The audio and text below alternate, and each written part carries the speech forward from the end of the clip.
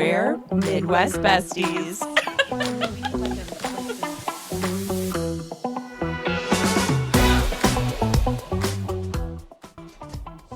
All right, everyone. Welcome to our FLYOVER deep dive on Yesteryear. Yeah, this is our first time doing one of these on a book. Yeah. Besties Book Club. Besties Book Club, BBC, baby. Yesteryear by Caro, Clare, Burke. She is a podcaster. She was like a TikToker and yes, is now a podcaster. Okay. Yeah, and I followed her for a really long What's time. her vibe? She a lot of like cultural commentary. Okay. But in a more cerebral way, like just a little bit more Highbrow? Like New York Timesy? a little bit. Okay. Yeah. But she talks a lot about influencers and she talks a lot about like trad wife culture. Well, then this is the book for you, Yeah. baby. And like kids and influencing. And I think like also like the pipeline of like social media and influencing to politics and like its influence over like our like culture at large. I'm definitely going to follow her now. She's because really of this smart. book. Yeah. Let's do a synopsis real quick. I'll read it. Okay. My name is Natalie Heller Mills, and I was perfect at being alive. Natalie Heller Mills is a traditional American woman, a beautiful wife and mother who sells her pioneer lifestyle of raw milk and farm-fresh eggs to her millions of social media followers. Who does that sound like? So what if there are nannies and producers behind the scenes, and her kitchen is hiding industrial-grade fridges and ovens, and her husband is the heir to a political dynasty? One morning, she wakes up in a life that isn't hers. Her home, her husband, her children. They're all familiar, but wrong. Her kitchen is warmed by a sputtering fire rather than electricity. Her children are dirty and strange, and her soft-handed husband is suddenly a competent farmer. Carved into a wooden threshold is a date, 1855. So this book was actually marketed as a thriller. Would you call it a thriller? No. No, I would absolutely not call it a thriller. It's psychological in nature. For sure. But it's probably psychological for the female perspective. Mm-hmm. So, like, we don't know how to categorize it.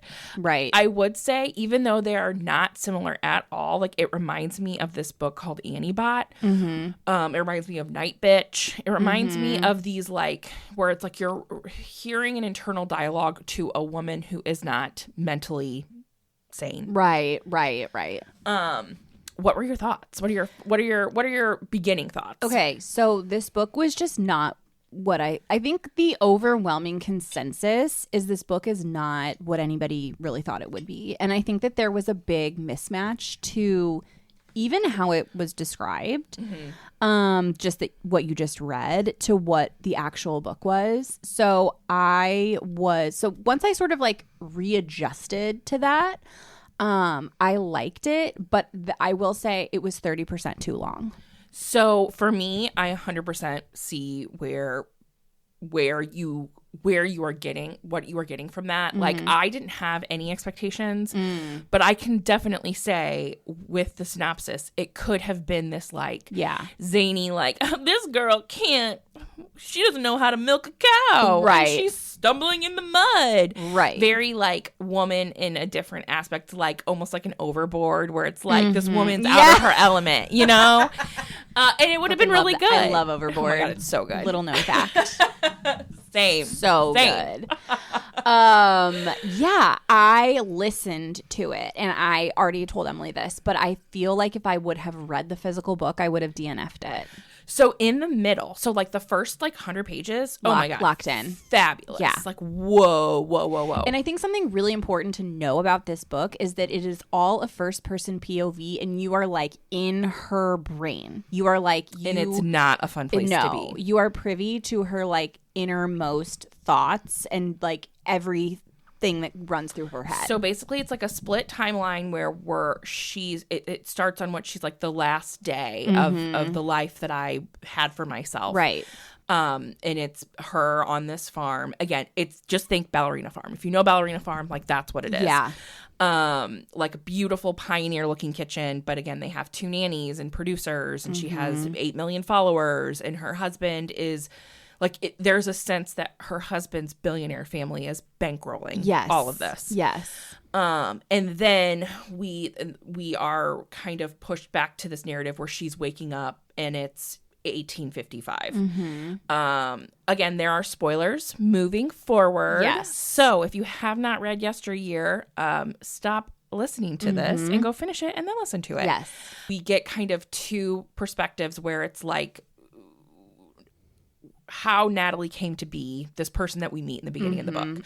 So it starts when she went to college. Yeah. And then the other timeline is her in this 1855, but we're never quite sure because even in like the synopsis of the book, is it a reality show? Very quickly, she's like, people are watching me. Yes. Like, what is this? Yeah. This, like, I've been transported here. I'm trapped here. Yes. And so we are really just as like disoriented and as confused as she is in trying to like understand, like, is this like some type of like weird actual time travel? Is this witchcraft? Is it a reality show?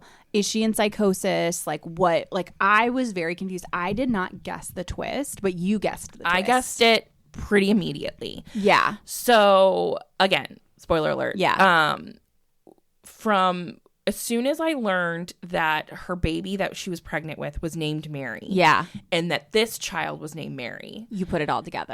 And that Caleb was old Caleb. Yeah. And then it wasn't only until I found, or when she found the piece of microphone, those three things put together that. Because it was from, And it's very like, tonally it reminded me of Westworld, which like the twist, spoiler alert for Westworld, but the twist of Westworld is that so true. Is that we are dealing with two different timelines, but they're the same people, but just in two different timelines. Totally. So I guessed that what the twist was this was in fact a time jump. Yeah. And she is for some reason deciding to live her life like this in the future. I thought another reason is that she never described what she looked like in this 1855 timeline. So we knew old Caleb was old, but I kind of assumed like the reason why she's not talking about her hands or what she looked like or what her face looked like is because she was old. Yeah. Because in the other timeline, like where she's growing up or when she's getting famous, she was talking about how beautiful she was all the time. Yeah. It was a primary focus. Yes. I was like, I feel like I'm normally really good at twists. Like Matt would probably You're normally better at twists than I am. Like Matt would probably like attest that like I'm annoying to watch TV and movies with because I immediately will like guess a twist. And he's like, God damn it. Yeah. I did not. I don't know if I was just so locked into her mind that like I couldn't get outside of it.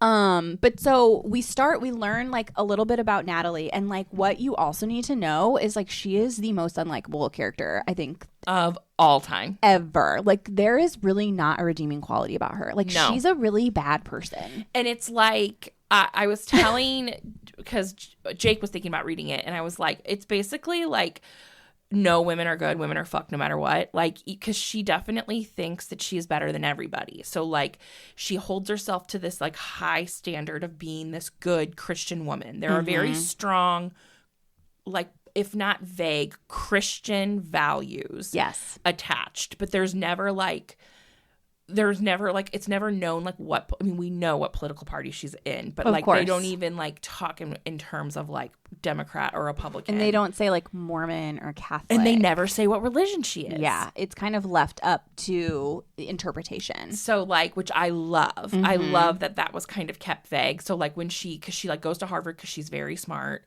And, like, she instantly just hates, and also it does not fit in with this group of regular ass college kids. She doesn't want to fit in with them because she automatically is like, I'm better than you. You're all disgusting. You're all like mouth breathing losers. Like look, you're all whores getting drunk and being sluts. Like she is a sociopath. Yeah. Because she also, it's like, and it's really hard for me to trace the roots of that because like she grew up without a dad, so there's like daddy issues. Her dad left the family when she was young, and her mom, instead of saying like he left her and got divorced, she always says he passed on, you know, letting people believe that he died when he didn't die. And so they all like had to uphold this lie, which is really fucked up. But like her mom's a nightmare in the way that like I think moms are normally nightmares. Yes. Yeah. like probably like well-intentioned but like very misguided. I definitely wouldn't see her as like a villain. This isn't like a Carrie's mom situation. No. So it's like there's no like root of trauma to explain why she's such a bad person. So I'm like, oh, she's just like a bad apple. Yeah. She's a bad seed. Which I kind of like. I love those books. books. I kind of like that though. But it has to be shorter. So basically all of this shit happens, and then in the middle we just get her very slowly becoming famous. So I'm very slow, like the relationship with her meeting her husband in college. So her husband is a huge character, and he is like super rich, and his interest in her brings her the value that she has always thought she deserves. Right. And these things are happening to her, and like you as like a fully formed adult with like a frontal lobe developed, like are seeing these things like, oh, she's too young to be doing this. Yeah. Like she doesn't know what she's doing. She's too young to be having a kid. And she has her first kid, and she has really severe postpartum depression. But it's never stated as that. No. It's very stated as like, this is everyone's fault. This is every woman's fault for not preparing me for this. And I'm just not I'm just not motherly, but I'm going to fight tooth and nail to be what I consider to be a good mother. So it's basically like she asks her mom, like at one point, she's like, how did you do this? Like, how did you do everything that you did? You were a single mom and you worked, and like we were always dressed well and clean, and you cooked for us.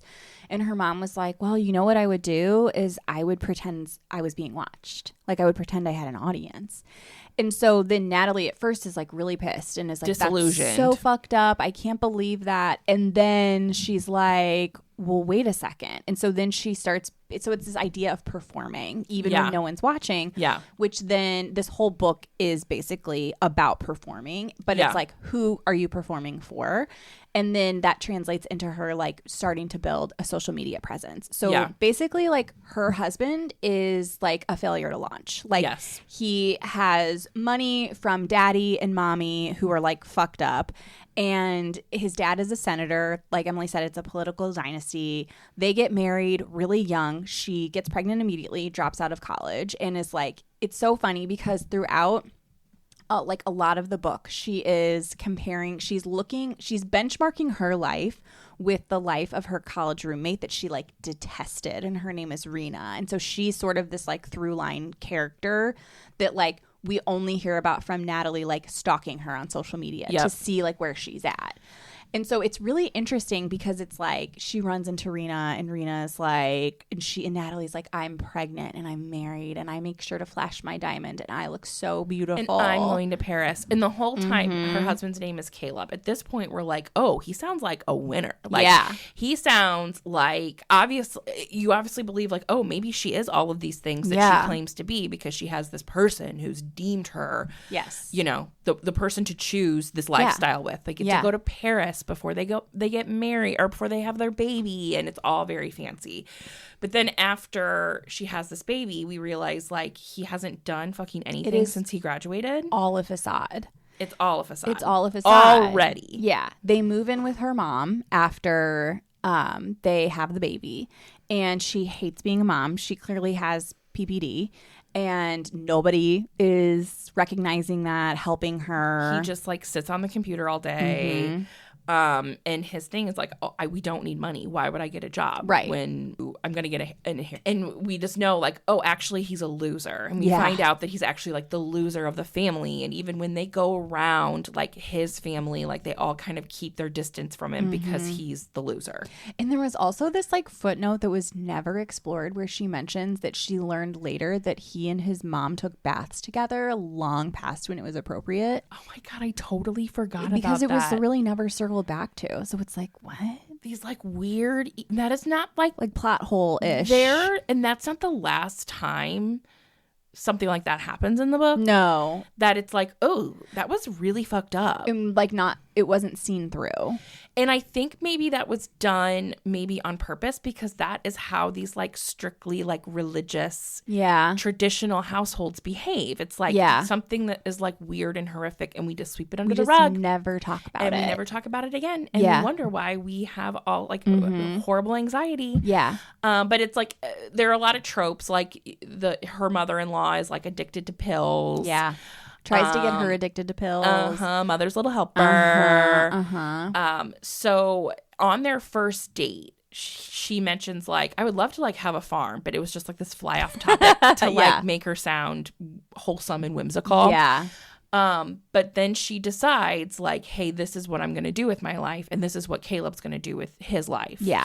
We're just going to buy this farm. Because they're desperate to get him to get a job that's like appropriate and suitable. Like, because then he's like, I'm going to be a kindergarten teacher. And there was nothing like, more disgusting than him being a kindergarten teacher. It was crazy. Like, she'd rather have him be like, because very quickly the manosphere is introduced as this very important part of Caleb's life. So what we see going on with Caleb too is like we're watching him become radicalized. Yeah, like 100, and he's really a perfect target for listless, rich, well-intentioned man. Yeah, I loved his character. Stupid. Yeah, so gullible. Fucking stupid. So fucking stupid. So dumb. Like wholesome, and he like has a bitch wife. Yeah, like really, really fits into this mold. Yeah. So basically, they go to live with his in-laws, and she's with her in-laws, and she's like, they're gonna whip him into shape. And she kind of quickly realizes, like, they're like, no, bitch, you need to whip him into shape. This is what you are supposed to do. This is your problem now. So at that point, she decides, okay, we're gonna buy a farm. And she goes to her father-in-law, and she's like, we need $5 million to start a farm. And he gives it to them. And so they move to Yesteryear Ranch. And she doesn't start her Instagram account like immediately. And this is where the book starts to slow down. Yes. So like in the 1855 plot line, it's essentially like she tries to escape. Yeah. And then she ends up getting her foot like trapped in a bear trap. And her kind of being like nursed back to health through like old timey tonics and ointments.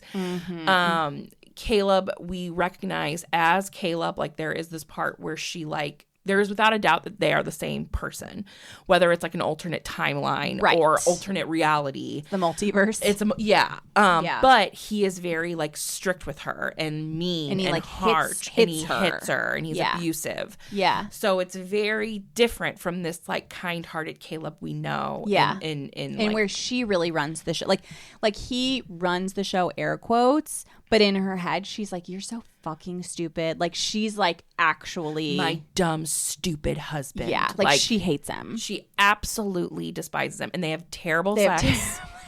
Like the way the author describes their sex life is so sad and uncomfortable. So a contingency. So her father-in-law, I'm sorry, we're jumping around a lot, but this is just a lot. But so her father-in-law, a contingency of him giving them the money to open the farm or to buy the farm was that he wanted her to have a lot of babies with him, because I think he was seeing like, create a big American family. Caleb will be good in politics because he's an idiot, and we can put the right people around him to influence policy that we want. Who does this remind you of? And so they're sort of hatching this plan and then like putting it all into play without Caleb like truly knowing. So she's trying to get pregnant. They barely have sex. Like he can barely perform. Yes. We shall say mushy is the word that she uses to describe. And then finally she's like, gives him a bowl after one unsuccessful attempt, and she's like, I don't care how you get it done, just get it done. I want to get pregnant. And then that's how she ends up getting pregnant and continues to get pregnant the whole time, like year after year after year after year. It's just like constantly pregnant. Again, who does that remind you of? I mean, so like as she becomes more famous, she hires nannies and is becoming more and more opposite of this ideal that she's promoting on social media. Right. I mean, and all of it's false. Like, they have one cow that they name Sassafras, but it's in fact, multiple cows because the cows keep dying. It's awful. And this is where I think it starts to, like, differ. Whereas, like, I think Ballerina Farm probably has a pretty strict, not strict, but like pretty like, they're more successful than this. Yeah. Like she never actually like buys into this like lifestyle that she's living. And I do believe a lot of trad wives buy into this lifestyle a little more than what this woman is doing. Like basically Natalie knows exactly, like this is all an orchestration and it's all phony. Like she thinks it's all like fucking stupid and ludicrous. But she's also like, I know this is how I can ingratiate myself to people, and learns pretty quickly like this is how like I can develop a following. Yeah. And I, by being this like good Christian woman and promoting these Christian values and promoting this like return to the frontier lifestyle, then like I can make money off of that. Yeah. Because the other piece of this is that Doug is gearing up for, Doug is her father-in-law. Yes. He's gearing up for a presidential run, and you need a war chest for that. And so he starts pulling back on funds, and she's like, fuck, they've already run through the $5 million. And so she can't rely on Caleb to help. So it's kind of all on her. So she starts making tons of money from social media. Well, it is because of Caleb that she goes viral, because Caleb is ingratiating himself with manosphere freaks. Yeah, like people who live stream all the time. Chat rooms. And this guy who has millions of followers starts talking about how this Yesteryear ranch woman, that she is Natalie, this is the woman we should be rooting for. Someone who just wants to stay home and raise babies and cook. And mind you, this woman cannot stand her kids. She hates all of her kids. So she goes from having like 3,000 followers to like millions of followers pretty much overnight. She says at one point she's gaining 30,000 followers a week. And she gets a nanny, and Caleb is like resistant to this at first, but he just listens to whatever she says. Right. And then essentially keeps having kids to the point where her last two she like doesn't even know. Yeah. She also, they're like peddling that they have this like organic lifestyle and they have organic produce, but they don't. They use pesticides and just hide it. Yeah. They have a whole farm crew that they hide. Like she made, like to the point where like Caleb really wanted to do organic farming, and she tells the workers that they hired that she like horribly disparages as well in her brain, to go out and work at night and spray at night and hide all of the chemicals from Caleb. It was very, and I don't know if this was a part of the satire of like what we think when there are two bad people in a relationship, which is like the man is this gullible idiot and this woman, very Adam and Eve, you know? It's almost like, is this a like satire of what the manosphere thinks? You know what I mean? I think it is a little bit. A little bit. Yeah. Because it is like she's this like bitch wife who needs to be brought to heel. And then we do kind of see that in this like weird 1850s timeline. Yes. So it's like there's a lot of themes, and I think there's a lot of like smart themes and really relevant themes to like what we see today. I just don't know if the execution was fully there. I think if we just would have got rid of that middle part where it's just like her in the pioneer days, nothing's happening. Yeah. And then like her in present day where it's like we're not really learning anything more about her. No. Because to be in this kind of dark satire and to explore these themes, it's really challenging. Yeah, it sucks. So like it's not, her head is not a fun place to be. You don't want to be in her head for very long. So things start kicking back up, I would say, in the last like 20%. She hires this producer, and this producer instantly is like, what the fuck is going on? Well, this producer seems to like really admire her. She's a college student. She says she dropped out. That Natalie's actually a radical. Like she is like a radical feminist, which is like a really important trope on the internet that we talk about, where like like the Venn diagram with like crazy mahas and like and like people like me, like there are some overlap. Like, I do agree that we should start putting more like parameters on companies to prevent us from eating plastics. Totally. Yeah. Like the two ends of the spectrum are closer together than to the middle. For sure. So it, like I said, like Caro brings in a lot of like really interesting relevant themes. Yep.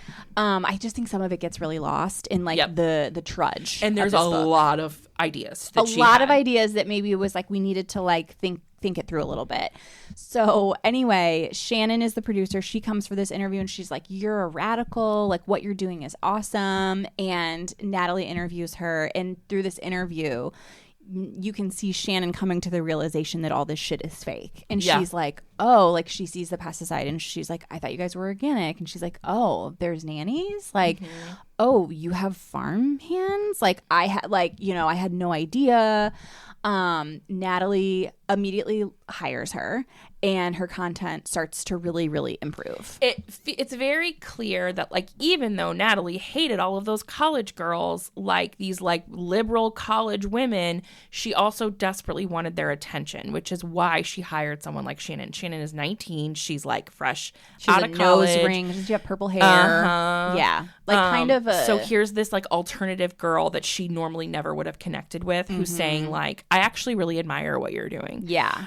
So that's like catnip to her. Yes. Even though in the back of her mind she's like, this isn't good. This girl so when she takes the girl like through the farm and the ranch and she sees like the farm hands and the nannies, it's like she keeps saying like, I was gonna fire her. I'm gonna fire her that day. But then she continues to not fire her and become more ingrained with her. Yeah. And I also just we end up finding out that she had an affair. And we know this in the beginning of the book that she had an affair with Caleb, which I thought that was really weirdly placed. It was weirdly in the beginning or at the end? Both. Yeah, I agree. It was weird. It was also just like everything that happened to her, like with Shannon exposing them, I felt like was on par, except for like, why would she randomly fuck Caleb? I know. I agree. We didn't need it. No, we really didn't. We really didn't need it, except I think to maybe get her really mad. Get her mad because like, Shannon is basically like, oh, he can't perform for you. Yeah, like, so that's what we find out. I think that was like a piece of it. Yeah. And Shannon seems to like listen to him, and he is spouting off like a lot of like crazy ass ideas because he's like living in chat rooms, and Shannon starts challenging him and like actually having discourse with him, and he feels like maybe respected and heard for the first time in his life. So he's like obsessed with her. Yeah. And comes to Natalie and he's like, I'm going to move to New York. I'm going to start a new life. And Natalie immediately calls her father-in-law and puts a stop to it. Yep.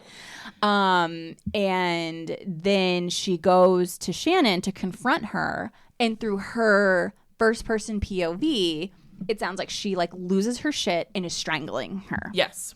And then we come to find out later she sexually assaulted her. There's this like weird, so basically Shannon, because after this incident she quits, obviously. Yeah. And then there's like this big news story, this expose on Yesteryear Ranch. And in this interview, Shannon basically says like, yeah, my like pants were off and she was straddling me while she was strangling me. And then the reporter says, so you're saying it was erotic in nature? It was so weird. Which was such a weird question. Yeah, if we're talking about assault, essay. Assault is not erotic. No. At all. But then this point is touched on so lightly where it's like, obviously this is a big deal because it's like the idea of a woman being like a lesbian sexual predator is like no-go. Absolutely not. So Natalie is watching this interview with her in-laws. And with Caleb. Yeah. Because they're basically like, we need to watch. And they have this whole like crisis team. They like, have lawyers. Attorneys are there. Yeah. Yeah. Everybody's watching it together because they're kind of like, we need to know what kind of damage control we're up against. Yeah. So Doug thought he knew what happened. Well, then they don't. And basically they're all like, are you a lesbian? And she's like, this is crazy. She's lying. And then like Caleb comes to her later and he's like, so is this why you didn't ever want to have sex with me? And she's like, you didn't want to have sex with me. So it's just like interesting because you're like, she is not a reliable narrator. No. So you're like, even like, thinking about her comparing herself to Rena all the time and how like she's doing better than Rena. But it's like in that very not final scene, but like when she says goodbye to Rena at college and she's like, she's probably so jealous of me. Like, look at me. And like, for me, I'm like, it would be really interesting to be in Rena's mind right now because she's probably like, this is fucked up and sad. Yep. And like, I wouldn't trade places with this woman for the life of me. Because then we end up finding out with this like pioneer life that it is actually 15 years in the future. Yeah. And that she kept having kids well into her 40s. The last kid, they had a home birth. This is awful. And she ended up like being developmentally stunted because she didn't have oxygen for too long. Because you just get so few details in this 1855 timeline that like Maeve is probably 5. When in fact she's actually 10. Yeah. And we know this because their oldest daughter, like who is, you know, the one she has when she's 19 years old, like is an adult in this Clementine non 1855, but actually 15 years in the future timeline.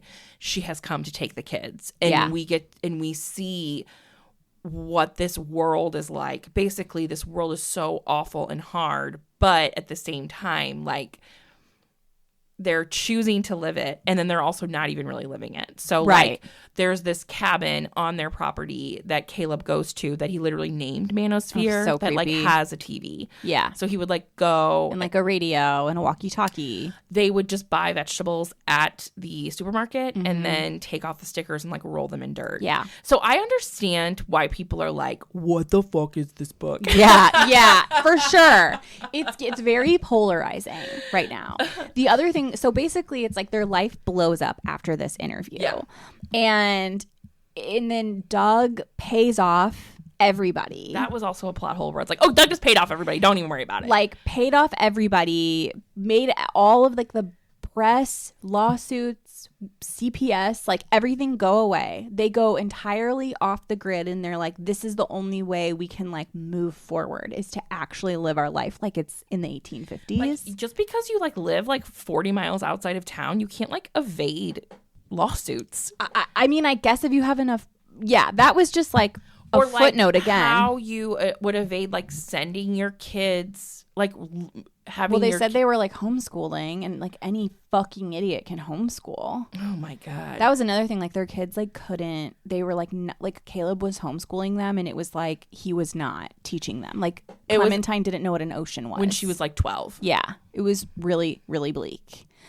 And so they're like, so we learn basically they're choosing to live this way, and that she is very mentally ill, and she is like, comes in and out of, like, being present. And it makes so much sense because Mary, who she is pregnant with, like, in the last day before everything changes, is the oldest daughter now, and she really runs the show. She makes the dinner, she tells Natalie what to do, she takes care of the kids. Like, she and Caleb seem to be more on the same, like, level than with Natalie. And it is confusing because you're like, this isn't the way this would be in pioneer days. Like, this doesn't make any sense. There was always something weird. Totally. Or it's like she got this tonic that made her feel better, when we find out it's just like a benzo that they, like, crush into water. And we find out, so two of the boys, the older boys, Samuel and Stetson, like, they were cosplaying this a little bit as well. They were adults, and Clementine says the boys had their creepy cabins, so, like, they were on the property too, and then they would, like, play the neighbors and come and, like, help Caleb, and then, like, have dinner with them. And then Mary was, like, interested in one of them because she didn't know they were brother and sister. Like, so fucked up. And then, like, what was another thing that they weren't, like, raising any of their own vegetables, right? And, like, even all the meat they got, it wasn't, like, from hunting. It was, like, this fake pioneer life that they made for Natalie. And this concept always goes back and forth, is like, does this world exist for Natalie, or does this world exist for Caleb? Right. Because it's like Caleb couldn't live any other way. And it's interesting because it was like he is kind of living the manosphere dream, where it's like, it's very patriarchal. He's, like, hitting her. Yep. He's threatening her. He's also, like, having sex with her. They're, like, having sex. That sex. Was really weird how they were having good sex for the first time. Yeah. I don't know what she was trying to say with that. I think that was commentary. For me, I took that as, like, well, he, for the first time, was, like, he was in charge. And, like, that, like, this whole, like, incel behavior of, like, I need to be the man, and I'm calling the shots, and I deserve this from you. Like, that's what he wanted. It was fucked. So, like, she thinks in this, like, pioneer timeline that she's pregnant because she's, like, having good sex for the first time. And then when we find out that we're actually in the future, they're like, no, bitch, you're 50 years old. Like Clementine's literally like, Mom, you're in menopause. You're in menopause. What are you talking about? And she's like, oh. So Clementine is there because she's taking the rest of the kids because they had Mary and then they had 3 more. Yeah. Two more boys and a girl. Maeve. And she then it like and then it goes even forward more, like 5 years more, and we find out that she's like serving like a 30-year sentence. Yeah. And she's still nuts. She's sitting down to do a TV interview with none other than Rena. So weird. So we get this like full circle like moment with Rena, and Rena is interviewing her like big primetime sit down where she like talks about her life and why she did what she did. It was crazy. And like she goes in and out of like, we find out like the reason why she like got like the reason why she didn't know where she was is because this happens to her all the time, where she like, it's like, this isn't my life, this isn't my family, this isn't my house, and it's like, nope, it's all of these things, because they like brought her back to the house, right, to interview, which like, how would they ever get clearance to do that? I don't know. She was in shackles. Yeah, like that's what they never like, wait, is she serving the sentence? Because like, how would she get out of prison? Yeah, that's a great, we should ask Clare or Caro Burke that question. Yeah. So, like, ultimately, these themes, I mentioned to Lauren that this was kind of presented to me as this, like, ripped from the headlines Ballerina Farms. Yeah. But at the end of the day, it reminded me, obviously, of a lot more Ruby Frankie. Yeah, Ruby Frankie. From 8 Passengers. This is a woman who like fell into like a literal cult and like had this like woman like manipulate her, and then they ended up like severely abusing all of her kids. Yeah, and we're like evil people. And it definitely gave me inklings of that, where it's like, I just don't care about my kids. Like this is a way for us to make money. Very detached. Yeah. Very, like, that's how I would describe Natalie. Like, she was very detached from her children. She was detached from Caleb, detached from reality, as we can come to find out. I thought it would be more, I just thought there would be like more humanity in it, if that makes sense. Yeah. It just wasn't that. No. I thought like we would see like just I can read first person, but like there was just something really like it just felt very real that you were in her head. Yeah. The way that it was written, like that POV was like, I am in this woman's brain. And that's what was so genius about it. That's what's going to make people keep recommending this book. Yeah. Because it is such a mindfuck. It's a mindfuck. Yeah. You are constantly like, it is work to read this book. Yeah. Like Emily and I would like constantly text it. I was like, what the fuck am I reading? Like I texted her and I like the roller coaster emoji. I'm like, I'm finally fucking finished with this book. I like texted her. I'm like, welcome back to sanity. Because I really did think it like put me in a depressive state. No, I was like, I need to switch gears. Like I need to read something like lighthearted now. I started watching Be My Guest with Oh my God. Yes, that's what you need. And Beach House Chronicles. Do you ever watch Beach House Chronicles? I started it because of you. Yes, I love it. I had to do a little bit of that. I love it. Yeah, we needed a palate cleanser. Yeah, 100%. So like overall, would you recommend somebody read this? 100%. I would say read it because it's so in the conversation. I always read a book, maybe a book or two like this a year. Yeah. Where it's like, I can't wait to be done with this. I can't wait to get out of this book. But you have to finish it. Yeah, because it's like, I enjoy the mindfuck. I enjoy the like, what? Yeah, totally. And even like with her plot holes, I think she's so brilliant in her plot holes where it's like, did she do that on purpose? Right. Or was this just a plot hole? I know. I totally agree with you. So, because I just think that like, most of the time reading should be enjoyable, and if you don't want to read a weird fucked up book like that, like don't read this book. I'm not gonna judge you for not wanting to experience that. For some reason, probably because I'm mentally ill, I enjoy going through those experiences. I loved it. It's mind bending. Yes, it's mind bending. Yes, and I think that's it's good for us. Yes, and there's certain themes I can't do that with. Like child loss is like a no for me. No. So there's certain things like where I just like won't do. Yeah, this was good. Like this was enough, like dark enough, but not too dark where I was like truly disturbed. Correct. So yeah, so I don't know, read it or don't. So what are your thoughts? Or would you recommend it? Yeah, I would. Okay. I would just say like I would give. I actually was texting a friend about it, and I like gave her kind of my like full disclosure of like. I would listen to it. I just know in the middle it gets really, really long. It's too long overall. Like I was just like, it just needed to be like 2/3 of what it was, and it would have been a lot better and just like cleaner. Yeah. But I think it is, and it sparks a lot of interesting conversation. And that's great. And that's what I love. Yeah. Yep. All right. Well, that wraps up our first ever flyover deep dive. There will be more to come, I'm sure.